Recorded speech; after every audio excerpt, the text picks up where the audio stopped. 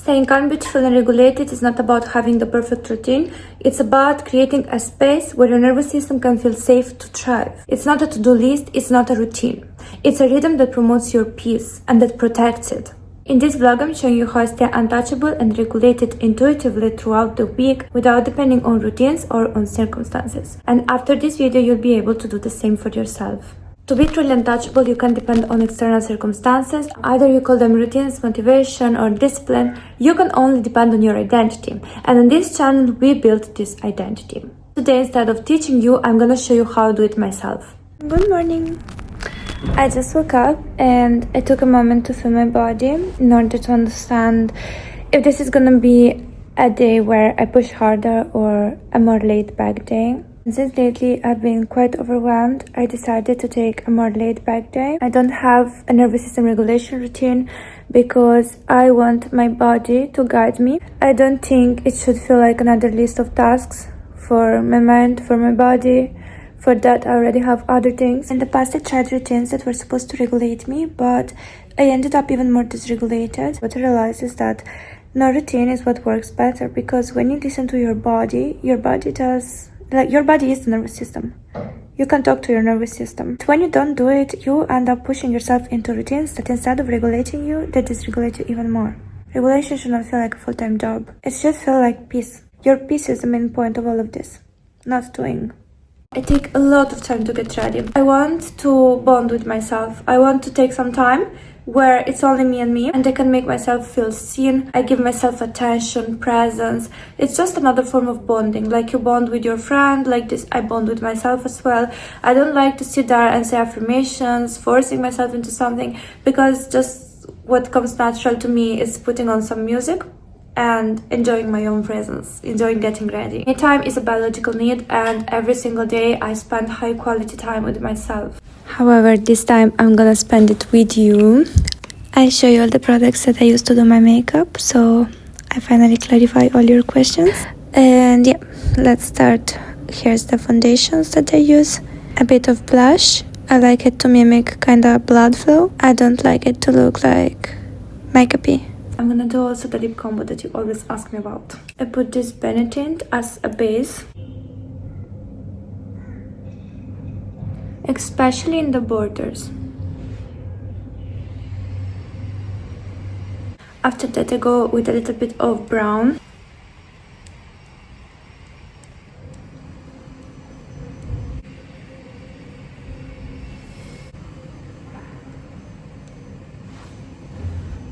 And then I dab a little bit of this. I put it first on my hand, and then from there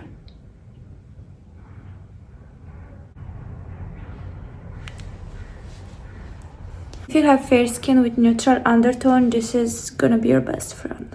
I put this a little bit everywhere. I'm using the blue, this one. The same blue I put on the nose. If you're a makeup artist and you're seeing this, I hope you're not having a heart attack. I use this to apply my foundation, and now I'm gonna dab a little bit, just without adding more foundation, just to smooth out everything. See if my lips are dehydrated. I also apply a little bit of this. I'll put all the names over here.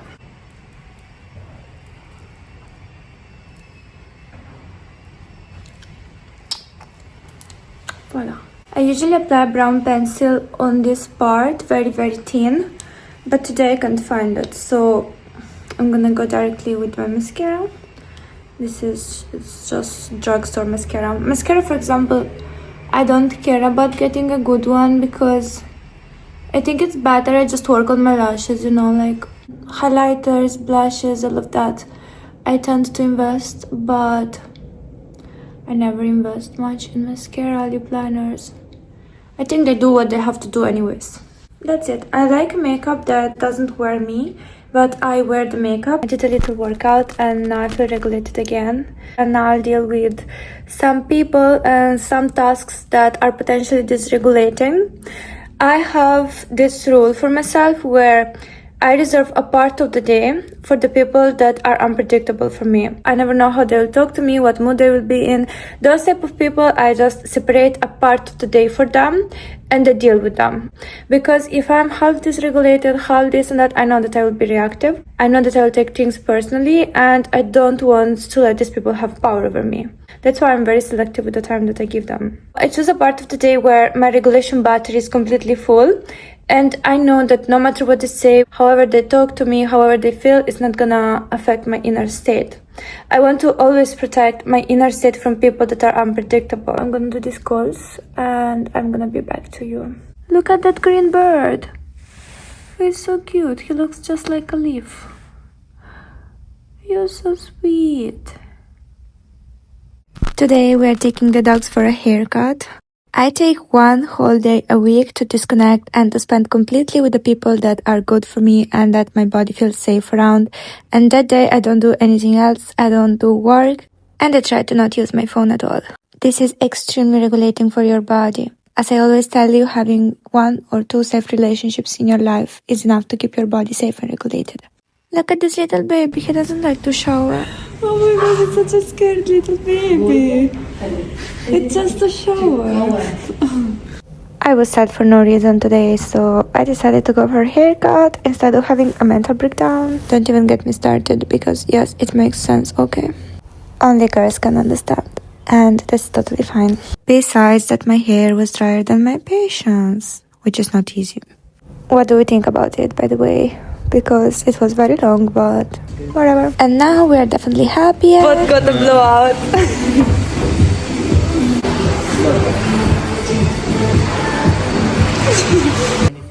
Hello, excuse me, I want attention.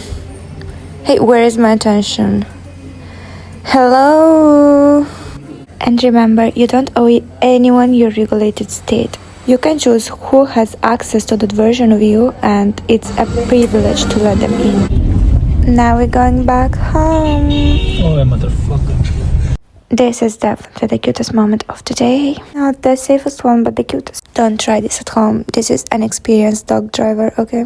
Day is over. Good night. I hope you enjoyed my documentary on dogs' lifestyle. Putting this out feels a little bit vulnerable, honestly, and I don't know what's gonna happen to my channel because this is a very sensitive topic. But just in case if you're in a similar situation and maybe this video can help you to get out of your mind and put you back into your body, then I'll just take the risk and put this into the vlog. Most of you know that I had a binge eating disorder in the past, and right now sometimes I still have some days where I relapse a little bit, not because I have binge eating still, but because when I'm in environments where people maybe they take different type of decisions that I usually don't take, they have habits that I usually don't have, I tend to pick up a little bit on those habits, on those things. And these few days I've been doing this quite a lot. And I've been feeling like I was kind of reconnecting with the old version of myself. The thing that usually makes me come back to myself in these situations is putting on my lock screen a picture with the version of me that I want to leave behind, which is me at my worst, and the version of me at my best, which is the version that I want to keep being. Like this I can see, I can choose, I can become conscious about the decisions that I take and how they will affect the future, where they will lead me. Because when you're unconscious of these things, you take whatever decision, whatever thing. But when you see with your eyes what you're doing, it really works. It puts you back into your body. I didn't punish myself. I didn't feel bad about my choices. I just put myself back into the identity that I want to be. I usually take 2 actions to come back to myself. That is enough. I went to the gym. I wasn't particularly push hard, do this, do that. No, I just showed up, which is like what the best version of myself would do. When I was there, I just allowed my body to choose. My body decided to just walk for half an hour. I had in my mind maybe some Pilates, but I didn't feel like it. I just walked. And then I took a little cup of tea. Truly, I wanted some food. I genuinely wanted to eat something. Not because I was hungry, but because I came back a little bit into this loop of like eating for no reason. But I decided to take a cup of tea, which is aligned with the version of me that I want to be. This puts me back into my body and out of my mind, out of those loops of that old identity, because the identity that I choose is the one where I'm confident, like I've been in the past year. Like literally the last year was the only year of my life where I can say I was truly 100% confident. I love this version of myself and I know that she can do a lot more than the previous one. I know I failed to myself many times and I know that I'm not willing to go back there again. You just have to choose, do you want to be your old identity or you want to be the identity that you're aspiring to be? Or that you want to keep being. You don't have to relapse. It doesn't have to be hard. It can be easy and you can choose. You have the power to choose every single time. 2 actions. Just take those 2 actions and this is enough to put you back on track. Just like when you take a wrong decision and then you start spiraling, you can also spiral into the right decision. But just 2 actions is nothing. But if you do it from a place of kindness for yourself, not punishment, not guilt, that is enough. I promise you. Good morning. Now it's 2 days later and I finally woke up without any brain fog, which happens to me all the time when I eat poorly and I don't move enough. But now moving and eating healthy became automatic and easy again. This is just a reminder that it's not about what you do once, it's about the identity that you reconnect to every time that you do something that you didn't consciously decide. Your identity doesn't magically change and become miserable. You just forget who you are for a moment when you get distracted. This is my breakfast and I know that I'm starting the day with the right food. Today I carry with me some snacks and water, so if I get hungry I don't eat whatever is in front of me. Every single day I make sure that I do 2 activities that are on paper nervous system regulating. Like it can be a walk or a meditation, just sitting in silence and getting bored. Whatever, you can search nervous system regulation practices and it comes out. Not a whole routine. 2 things that I feel like doing that day. The rest of the time I create the best environment that I can to stay peaceful and calm. And that's how regulation actually works. It's not about single practices, it's about the overall tone of your day. Every week I take 1 alone day, completely alone, where I allow my body to decide what we're gonna do. From the morning till the night. It can be rotting in bed all day, watching movies, or taking an everything shower and cleaning a little bit my environment. But this day I never do things that I have to do. I only do things that I feel like doing. And if my body doesn't agree, I just don't do it. For 1 day. And if someone makes fun of the way that you regulate yourself, they are just dysregulated. That is their dysregulation talking. Regulation is not another productivity metric. It's not about optimizing yourself. It's creating safety, space, a rhythm where your nervous system can thrive. This time it really looked like rotting in bed. However, I must say that watching a movie really regulates me. I get out of my head and out of my analytical mind. It's just a way to make my body and my brain feel some emotions, but without anything being required from me. No reaction, no interaction, just sitting back out of my head and away from the outer world. I was looking for a snack and I was lucky enough to catch these birds having theirs already. End of the day, now everyone is home again. I'm still rotting in bed, but now I'm ready to have interactions again. And I have new energy available to share. Cuddling with puppies is one of my favorite nervous system regulators. A high status nervous system, it's not about a routine, it's about choosing to not leak energy. It's not about doing more, it's about protecting your energy from external attacks. Women with high standards always choose who has access to them and when. And some days, just no one at all.